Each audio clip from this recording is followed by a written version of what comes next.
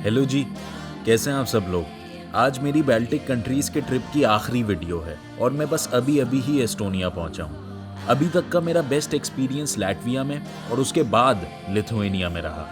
By the way, अगर वो videos आप लोगों ने नहीं देखी तो पहले वो देख लें। खैर, आज एस्टोनिया घूमकर हम फाइनली सारी बाल्टिक कंट्रीज़ कवर कर लेंगे और बिल आखिर डिसाइड करेंगे कि तीनों बाल्टिक कंट्रीज़ में से हमारी सबसे ज़्यादा फेवरेट कंट्री कौन सी है। तो अब हम एस्टोनिया का कैपिटल सिटी टालिन घूमना शुरू करते हैं और आज मैं आप लोगों को फाइनली सिखाता हूँ कि how to explore Estonia in one day.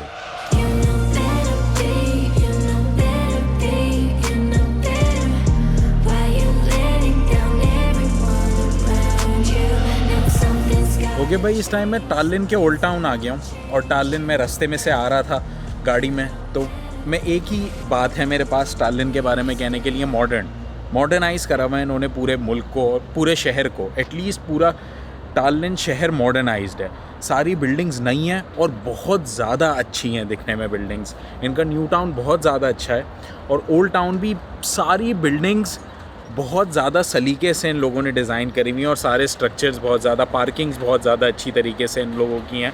और बिल्डिंग्स मेरे साथ साथ आप लोग ये स्टैचू के अलावा ये बिल्डिंग्स आप लोग मेरे पीछे देख रहे होंगे, दिखने में बहुत ज़्यादा अच्छी हैं। इस शहर में आके मुझे लगता है कि हाँ, मैं वाकई किसी बहुत अच्छे यूरोपियन कंट्री में आ गया हूँ। एस्टोनिया में आके मुझे ऐसा लगता है और ईज़िली जो मैंने पिछले 2 मुल्क घूमे उनसे ये बेहतर लग रहा है मुझे दिखने में। मगर अभी तक मैं अपना वर्डिक्ट नहीं बनाता इसके बारे में। फाइनल रिजल्ट्स वीडियो के आखिर में मैं बताऊँगा, पहले मैं पूरा अच्छी तरीके से ओल्ड टाउन घूम लूँ।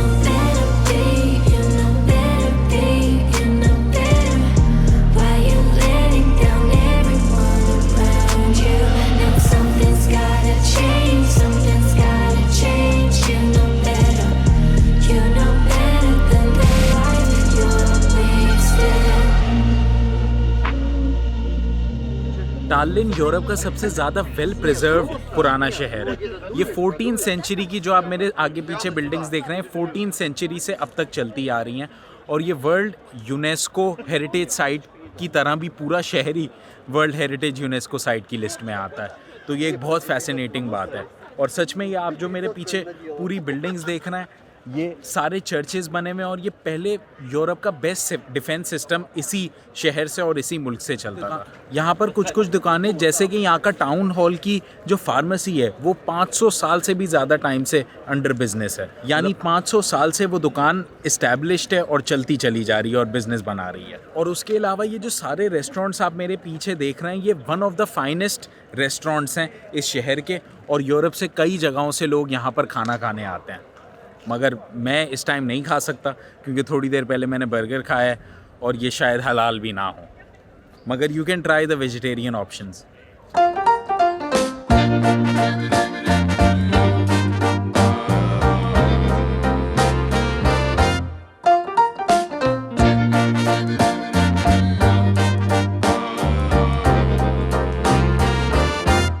ये मेरे पीछे इस टाइम जो आप लोग देख रहे हैं पूरा यूक्रेनियन सपोर्ट है और मैं मतलब किसी साइड पे नहीं हूँ, मगर ये इस टाइम रशियन एम्बेसी है। ये जो सपोर्ट सिस्टम लगाया है इन्होंने, ये पूरी गालियाँ वालियाँ और अपने दिल की भड़ास निकाली भी है। ये एम्बेसी के दरवाजे के ऊपर निकाली भी और ये एम्बेसी को इसकी वजह से बैरिकेड करना पड़ा। मेरा ये मकसद नहीं है दिखाने का कि इन लोगों ने अपने दिल की भड़ास निकाली हुई है, मगर ये मकसद है मेरा दिखाने का कि रशियन एम्बेसी और उसके सामने यूक्रेन का झंडा वगैरह चीज़ें लगाई हुई हैं और कोई मसला नहीं है। कोई सड़क नहीं बंद हो गई या शहर नहीं बंद हो गया या कोई वॉर नहीं छिड़ गई। डेमोक्रेसी में ऐसा ही होता है, ऐसा नहीं जैसा अनफॉर्चुनेटली हमारे मुल्क में होता है। मगर इसके बाद हम आगे चलते हैं। मैं ज़्यादा देर यहाँ खड़ा होकर वीडियो नहीं बनाना चाहता रशियन एम्बेसी के सामने।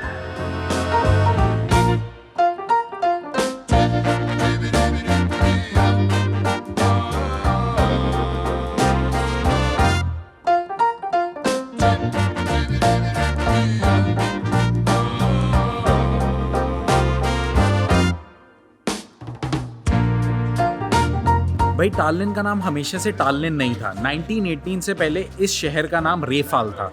रेफाल डियर जर्मन नाम है। रेफाल एक, रे मतलब डियर और फाल मतलब फॉल, तो डियर फॉल इसका नाम था। 1918 के बाद इसका नाम चेंज करके टालिन रख दिया गया था। और उसके अलावा ये जो आप मेरे पीछे पैसेजेस देख रहे हैं, ये पतली पतली गलियां, ऐसी कई सैकड़ों गलियां हैं जो टालिन में हर जगह सराउंडिंग्स में मिलती हैं। जो छोटी गलियां इसलिए बनाते थे कि आप सीक्रेटली एक गली से दूसरी गली और छुपते छुपाते रात के अंधेरे में जा सको। और ये पतले पतले पैसेजेस सिर्फ रात के अंधेरे के लिए नहीं बल्कि वर्ल्ड वॉर 2 के टाइम भी यूज़ होते थे। ये जो पीछे आप मेरे ज़मीन से नीचे एक दरवाज़ा देख रहे हैं, इस ओल्ड टाउन के नीचे बहुत सारे टनल्स हैं, सैकड़ों की तादाद में टनल्स हैं जो वर्ल्ड वॉर 2 के टाइम पे बॉम्ब शेल्टर्स के लिए इस्तेमाल किए जाते थे। और 2010 में 318 पैसेजेस पब्लिक के लिए खोल दिए थे, बाकी पैसेजेस आज तक बंद हैं। तो किस पैसेज के पीछे क्या है अभी तक एक मिस्ट्री है, जो कि सिर्फ एस्टोनियन गवर्नमेंट को पता है, लोकल पब्लिक और टूरिस्ट को नहीं पता, सिर्फ 318 के अलावा।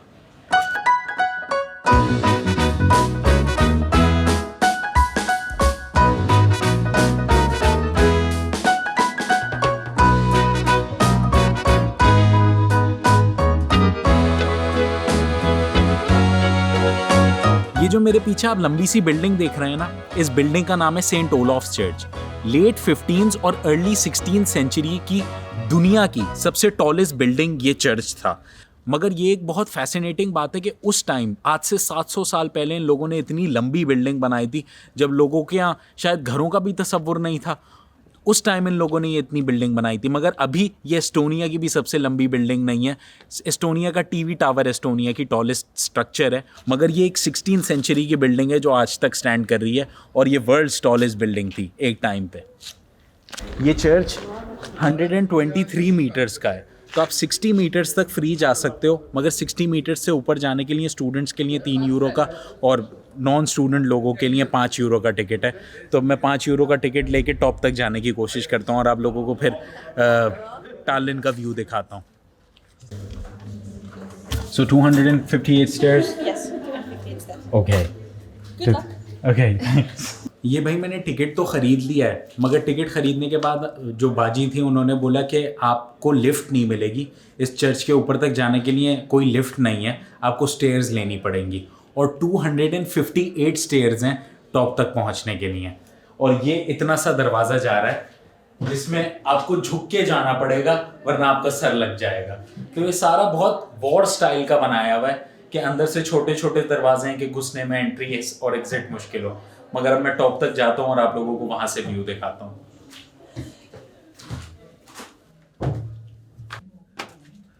भाई I don't mind the stairs, 258 stairs मैं चढ़ तो लूँगा, मगर बहुत पतली स्टेयर्स हैं। एक ही स्टेयर से नीचे आ रहे हैं लोग, एक ही स्टेयर से ऊपर। और दूसरी बात यह है कि इन लोगों ने नंबरिंग नहीं करी हुई। अब मुझे पता नहीं है मैं कितनी चढ़ चुका हूँ, कम से कम पता तो होना कि कितनी बंदा सीढ़ियाँ चढ़ चुका है। They are trying to keep it authentic, ये with the walls and no numbering and the wooden, ये रस्सियों से जो पकड़ के आपको जाना होता है। फाइनली ये 258 स्टेयर्स ख़त्म अभी नहीं हुई हैं, वैसे तो 10 स्टेयर्स बाकी हैं। मगर ये इन लोगों ने एक कमरा बनाया हुआ है, ये लकड़ियों वकड़ियों का, ये बहुत शायद तब से अब तक यही चला आ रहा है। ये कमरा बनाया हुआ है और ये फाइनल स्टेयर्स हैं जिनसे ऊपर पहुंच के आप बाहर का व्यू एंजॉय कर सकते हैं। ओ यार 3 यूरो वर्थ इट है भाई, 3 दरवाजे से देख कर आएगा, 3 यूरो कंप्लीटली वर्थ इट है।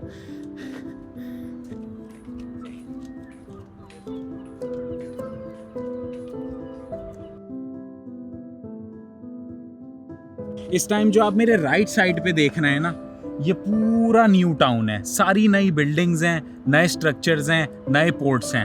और जो मेरे पीछे आप देख रहे हैं वो ओल्ड टाउन है, ये सारी पुरानी बिल्डिंग्स हैं। इनफैक्ट ये जो चर्च है सेंट ओलॉफ्स चर्च, ये भी ओल्ड टाउन के अंदर मैं खड़ा हुआ हूँ और यहाँ से ये इतनी लंबी बिल्डिंग है कि यहाँ से न्यू टाउन भी नज़र आ रहा है। और वो मेरे पीछे बाकी सारे मिनिस्ट्रीज़ और दूसरे चर्चेस, फेमस रशियन चर्चेस और अलग अलग चर्चेस और अलग अलग स्ट्रक्चर्स और पूरा ओल्ड टाउन नज़र आ रहा है। और वो भाई अगर धुंध के बीच में आपको नज़र आ रहा हो, वो इस टाइम सबसे लंबी बिल्डिंग है एस्टोनिया की, टीवी टावर है वो, मगर वो यहाँ से बहुत ज़्यादा दूर है, बिल्कुल न्यू टाउन की तरफ है, समंदर भी पार करके।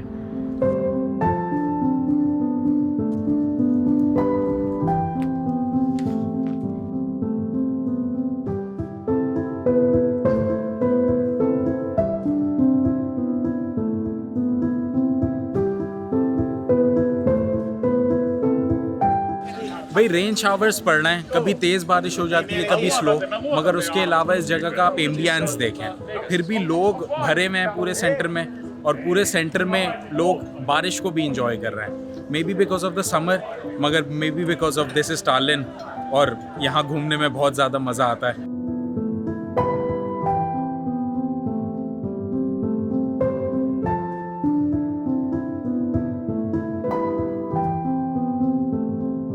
भाई आप लोग ये बात तो जानते हैं ना कि एस्टोनिया मतलब टालिन और हेलसिंकी में इतना ज़्यादा फ़र्क नहीं है। 2 घंटे की शिप लेकर आप हेलसिंकी से टालिन आ सकते हो। मगर ये जो एस्टोनिया है ये बहुत एक सस्ता मुल्क है, और हेलसिंकी मतलब फिनलैंड बहुत महंगा मुल्क है।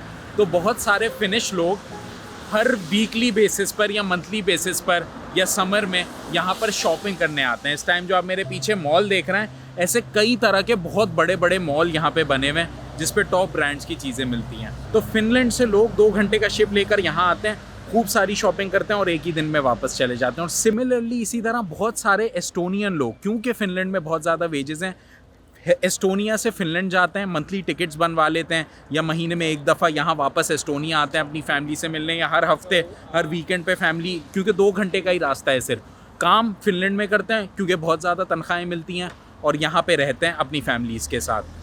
तो ये एक बहुत अच्छी बात है अगर आप लोग फिनलैंड या एस्टोनिया मूव होने का सोच रहे हैं। They call me sassy when I'm strolling down the street. They call me classy when I'm serving just the best. I can be deadly when I find somebody lovely. And now I'm ready like a kitty in a dress. मुझे एक बात समझ नहीं आई थी, मगर मेरे दोस्त ने मुझे एस्टोनिया आने से पहले कहा था कि टालिन सिलिकॉन वैली है यूरोप का। स्काइप और मीट फ्रैंक जैसी बहुत ज़्यादा फेमस ऐप्स यहीं से शुरू हुई हैं, टालिन से, और ये बहुत ज़्यादा टेक्नोलॉजिकली एडवांस्ड है बाकी मुल्कों से।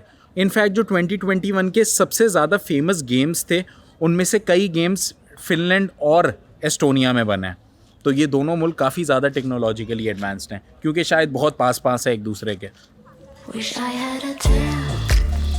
Wish I had a tail. 'Cause if I did, then I would swing it, be swinging it in front of you. If I had a tail. If I had a tail. भाई पूरे शहर में घूमते फिरते मैं finally वापस इनके main square पे ओल्ड टाउन में आ गया हूँ। यहाँ बहुत सारे रेस्टोरेंट्स और ओल्ड बिल्डिंग्स आप लोग मेरे पीछे देख रहे होंगे, और तमाम रेस्टोरेंट्स भरे हुए हैं इस टाइम। मगर मैंने घूमते फिरते सिर्फ एक बात का अंदाज़ा लगाया है, ये मेरा वर्डिक्ट है कि टालिन जो है और एस्टोनिया मॉडर्नाइज्ड और सिविलाइज्ड टाउन का एक परफेक्ट मिक्सचर है। यहाँ जितना मॉडर्न है ये टाउन, उतना ही सिविलाइज्ड और कल्चरल है, उतना ही ओल्ड टाउन भी इसका अच्छा है बाकी तमाम मुल्कों से। लिथुआनिया, लैटविया और एस्टोनिया, इन तीनों मुल्कों में मुझे मेरा सबसे ज़्यादा फेवरेट मुझे अब एस्टोनिया ही लगता है। और यहाँ मैं बहुत कम टाइम के लिए आया हूँ, सिर्फ 1 दिन के लिए आया था। अब थोड़ी देर में मेरा शिप है, तो मैं वापस जाऊंगा हेलसिंकी, मगर मैं दोबारा ज़रूर यहाँ पर आऊँगा। मगर आप लोग मुझे बताइए नीचे कमेंट सेक्शन में कि इस पूरे ट्रिप में, इन तीनों मुल्कों में आपका सबसे ज़्यादा फेवरेट मुल्क कौन सा था। तो आई सपोज़ आज के लिए इतना ही, फिर किसी और दिन मिलते हैं किसी और शहर में कुछ और करते हुए।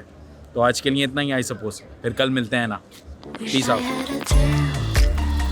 Wish I had a tail. 'Cause if I did, then I would swing it, be swinging it in front of you. If I had a tail. यार बाकी सारे काम तो हो गए, मगर एक बहुत बड़ा मसला हो गया। यहाँ पे है 1.8 का डीजल, फिनलैंड में है 2.2 का, मतलब 40 सेंट महंगा डीजल। पाकिस्तानी 80 रुपये महंगा डीजल है फिनलैंड में। मैंने सोचा था मैं जाते जाते टंकी फुल करवाऊंगा और फिर जाऊंगा और 1 हफ्ते मज़े से 1.8 का डीजल चलवाऊंगा। मैं डलवाना ही भूल गया, और अब मैं लाइन से निकल भी नहीं सकता कि मैं 5 मिनट पेट्रोल पंप दूर है, मैं डलवा कर आ जाऊँ।